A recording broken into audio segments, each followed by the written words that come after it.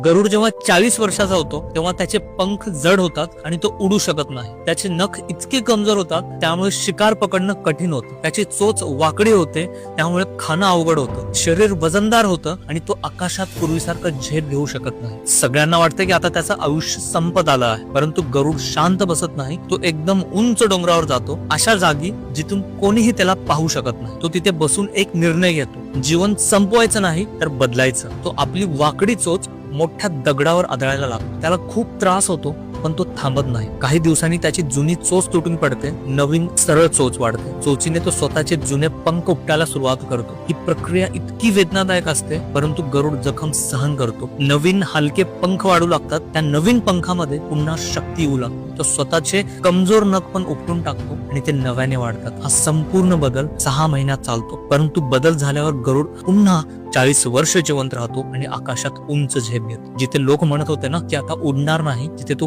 पुन्हा उडू लागतो. या कथेचा अर्थ खूप खोल आहे मित्रांनो. कधी कधी स्वतःला नव्याने घडवण्यासाठी जुनी सवय, जुनी कमजोरी, जुनी भीती तोडावी लागते. प्रगतीला वेदना लागत असतात, पण वेदना सहन करणारेच पुनर्जन्म घेतात. लोक म्हणतात परिस्थिती बदलत नाही, खरं तर बदलायला तयार नसलेला माणूसच अडकतो. एक गोष्ट नेहमी लक्षात ठेव, जर तुला गरुडासारखं उंच उडायचं असेल ना, तर कधी कधी खाली येऊन स्वतःला बदलावं लागतं. जुने विचार सोडावे लागतात, तेव्हाच नवीन शक्ती येते. जर तुला ही रील इन्स्पायर केली असेल तर मला फॉलो कर, कमेंट मध्ये तुझं मत सांग आणि तुझ्या 4 मित्रांना सुद्धा ही रील नक्की शेअर कर.